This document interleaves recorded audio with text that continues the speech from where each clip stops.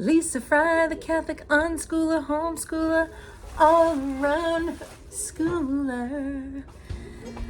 How are you all? Well, I'm Lisa Fry.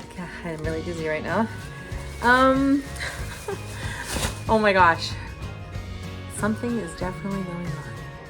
Something is definitely going on. What is that? Oh, horror. And I'm not even kidding you, like, at all. I wish I was exaggerating, even just a smidge. Like, seriously. Okay, so you saw my other videos about me going to the ER, right? Okay. If that weren't enough, as I was, if anybody knows me, they know that I have a tendency of worrying about my future. Like, what is God going, what does he want me to do in my life? What is he going to have for me personally in my life? Maybe you do that, maybe you don't. That's my thing. So, and I always want to know, like, Lord, what is it? But I know that he does it in his timing, and that's the bottom line. So if I don't know, it's not time for me to know. Okay. So one day I walk into my room and I get that. I said, you know what, Lord, I'm going to own this life. This life is mine. I am going to own this. I am not going to think about it. I'm not going to worry about it, blah, blah, blah. I said, I conquer this, right? So then at 5 o'clock in the morning, so now, this whole mini stroke thing, which they still don't know, but they might treat it as that. I have to get a neurologist waiting for them to get in touch with me.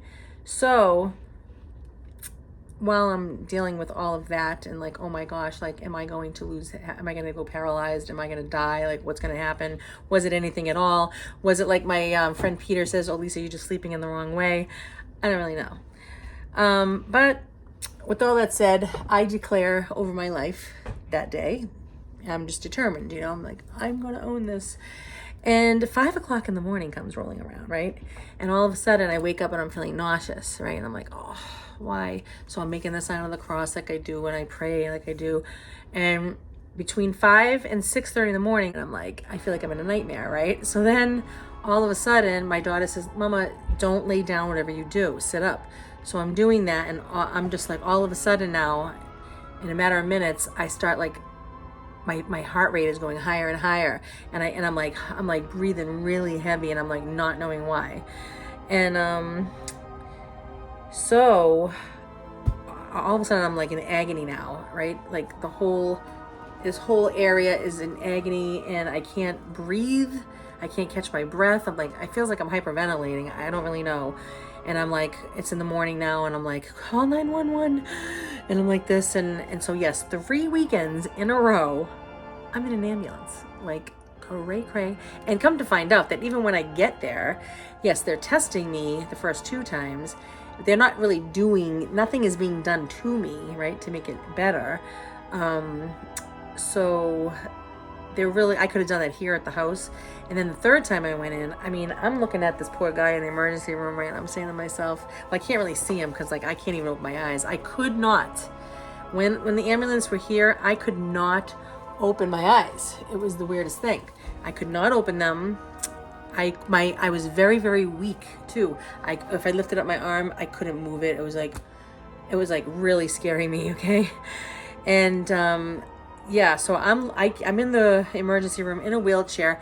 I'm moving inch by inch across the floor. And what was that noise? So let me go shut the curtains. I'm getting creeped out. Hold on a back. So I'm listening to this guy, right, who is in a wheelchair, I found out later. And all you hear him doing is vomiting his soul out. Okay, so loud, like I've never heard anybody throw up. I know we make that noise anyway, but his was. Maybe because we were in a really huge room and it was echoing, I don't know. But finally, this is hours later, he's still doing it. And, I finally get to a point where I can open my eyes, and I'm looking at him, and he's throwing up all over the rug in there, okay? And I finally go over to the window, to the lady there, the secretary, and I'm like, shouldn't he have a bag? Okay? I made sure I got one when I was down and out, and I was like, oh, do you have a bag I could throw up in. I'm making my way over, my eyes closed, to the bathroom. It was like a war zone was in there, okay? Anyway, I have come to the knowledge that I believe I was food poisoned. You remember that video about live at Balenciaga? Remember I showed you that beautiful food that I was eating, for those of you that have seen it? Oh yes. And I said, which I laughed at later, I was like, yeah, it's a bunch of health. Ha! Yeah, right. Take out the section that and leave hell. Yes, live at hell, okay? And the only reason why I believe it was that restaurant was because my daughter did some investigation and she found out that the restaurant that I was at, Kava, the one that I got the food from, and then I went to sit into the other restaurant with Christine and Pete, Kava had a ton, like 50 reports of food poisoning from the same kind of food that I was eating. It was like a lentil avocado dish. Please don't eat there. You'll suffer the agonies of hell. I wonder how many people that evening were doing the same thing that I was doing. Oh my gosh. It was terrible. But anyway, I'm listening to this guy vomit his brains out. He doesn't have a bag. And I'm thinking to myself, if they're going to treat him like that and just let him throw up all over the floor, you should have seen everybody's faces. It was horrifying. Everybody was just like really stiff. They were like still and just like mortified. You know, this guy should have at least been throwing up in the thing. He should have been at least brought over to the bathroom. He should have at least been in a certain section, not in the middle, just throwing up on the rug, on the floor there. Like, hello, like, where was I? So I started saying to myself, you know, I gotta get the heck out of here. This is not a place for me at all. And I started getting a little better, and I finally called my girl and I was like, come and get me now. Oh, so that's what happened. I was out of there and she goes, no, Mama, you should stay. You should, something's wrong. And I'm like, you know what? I need to get out of here. That's what. I knew it. And I did. And I came home and that was it. It was over. So anyway, I'm going to show you what I'm doing lately. This is what I'm going to do. So before all of this craziness in my life with this ambulance thing in hospitals, I was working with my doctor. Brand new spanking doctor, was amazing. Like, I would not trade him for 50 great women. This guy, and I don't have guy doctors ever. I had one when I was 16, never again. It just doesn't happen. You know, you have a female, right? You can associate. This guy's awesome. Love him. Wouldn't trade him for the world. Anyway, he and I were discussing, because I had high sugar levels, not high enough to put me on any kind of insulin or medication. So he says in his cute French accent, which I wish I could imitate, but I can't. I'm just going to sound like a broken English Italian. I don't know. But anyway, he would say, like, look at this like a project, Lisa. This is a project. You know, it's not going to happen overnight. You just do it, and you can do it. And you come back in May. I wouldn't trade this doctor. Anyway, I was working with him for about a month before I started going to the ER. Now, me and my friend Peter were trying to think, like, could this all be coming about because you're treating your body? I'm getting, you know, I was heavy, right? Very heavy. And, you know, you're eating bad food, you're eating good food, but it's not right for your body still. And maybe when you're starting to do the right things, your body starts to, you know, things start showing up. You think it would be getting better. But for the most part, I'm making a drink while I'm talking to you. And I don't mean that kind of drink.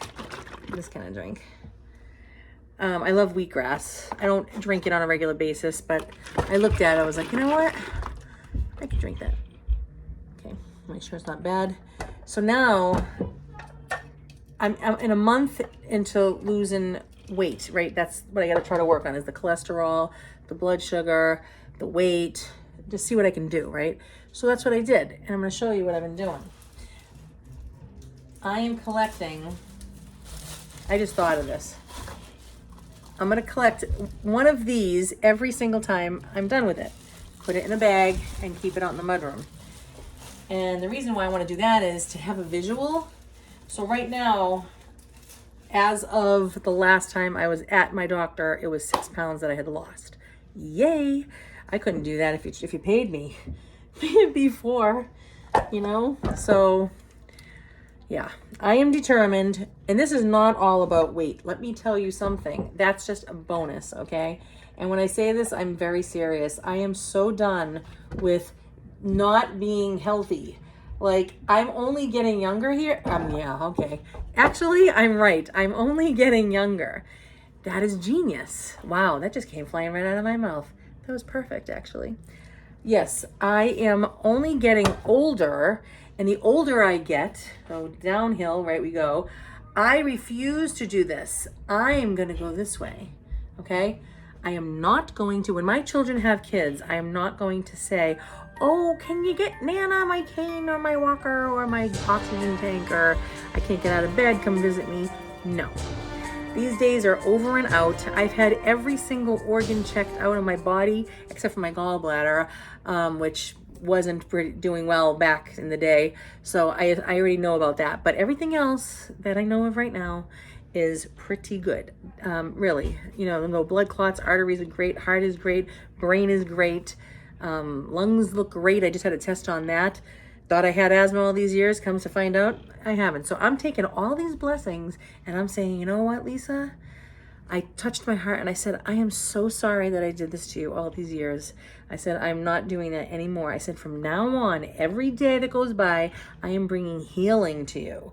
So I don't even want, when I see like a cookie or a chip, like I just saw a chip in my hand a little while ago because somebody brought it over and I'm looking at it and I'm going, no, Lisa. And I threw it out. And I went, you know what? Now, some people might say, oh, moderation. No, moderation for me is like a drug addict. It's like, oh, who can eat one cookie? Who can have just one chip? And it's just, to me, the amount of salt they put in things and the amount of sugar they put in things and a lot of other garbage in things. Me and my girls, we've been eating like superheroes. I'm serious. It's like rock solid, good, wholesome steak, broccoli, Brussels sprouts, beautiful salads, fish, everything that we consume. It's just like the produce market. Oh, we thought we seen God, So seriously, I'm just done. It's not worth it to me. It isn't. The taste of health is good news to me. That's what I want. That's what I want. And that's what Lisa is gonna get. So, so the visual of the butter, that's what I'm doing right now. I want to put all the boxes of butter out on the table whenever I reach whatever point. I don't know, do I have a goal in mind? Kinda.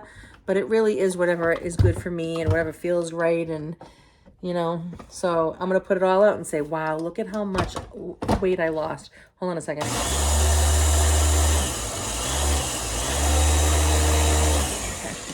Yeah, so bon appetito.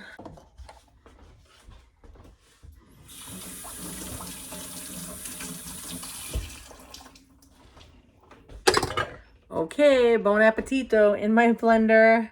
This is keto.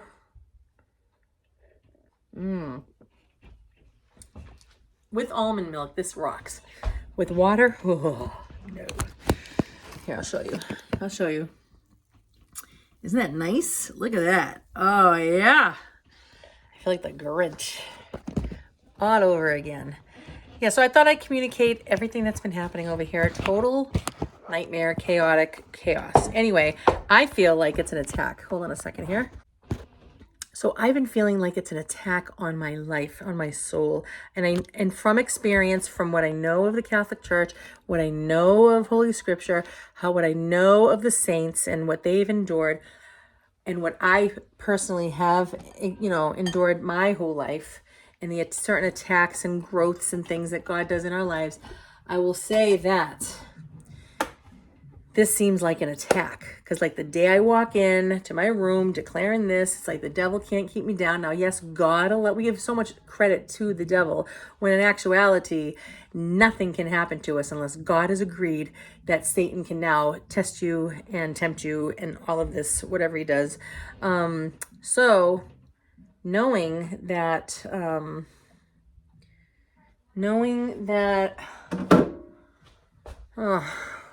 let me have a drink. Hold on.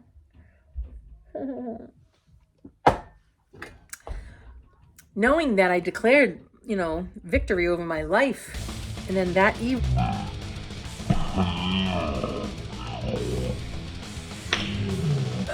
right in my gut, in my soul. And yesterday I was like paralyzed on the couch. My whole upper body was so incredibly sore from vomiting my soul out that I was like, okay, God did allow that. Was it for my good? Absolutely. But it hurt like hell. Hell, you know? But yeah. So it's amazing when you want to be a saint, the things that you have to endure. It is the truth. All right. So that's all I have to say for now. Thanks for listening. Oh, I want to let you know that Sarah is doing very well at this moment in time. Yep, still in remission. Woo, forever and ever. And what else? She has 2.5 weeks off, so basically another week and a half off-ish. And then we start another cycle, her last heavy-duty cycle. It'll be the most intense one, they said. And so my poor baby. And she knows it too. I'm like, ew. So after when I was sick like that, you're saying that like that's what you have to endure all the time and knowing it's coming. Like imagine if somebody said, hey mama, you're gonna get food poisoning again soon. We're gonna do that to you. I'm like, oh, you know? So I can only imagine, I can't even imagine honestly what she must feel like. But she's doing very well. She has 3 friends over right now, filled with more energy than she's had all this time. And doing very well. She actually took very good care of me.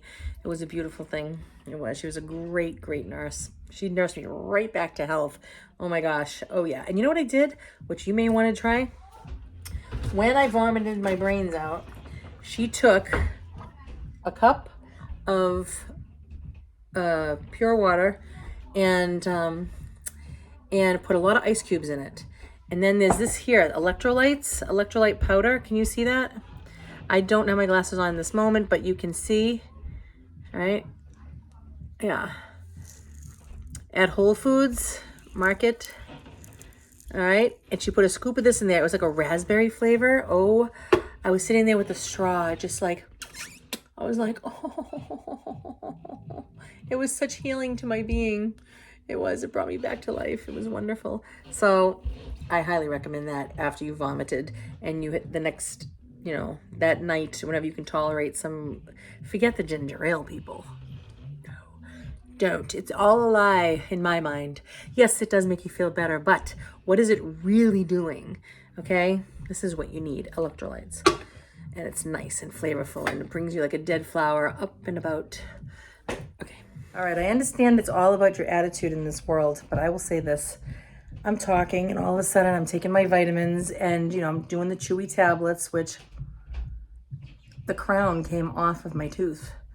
And so I'm saying to myself, hopefully that's the gummy color in there and not blood, because now that I'm on these blood thinners and platelet thinners, it's like you don't heal.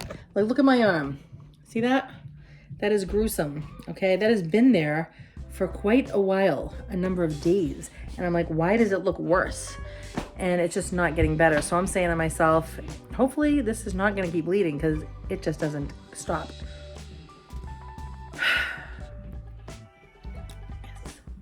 One thing after another, it seems, lately.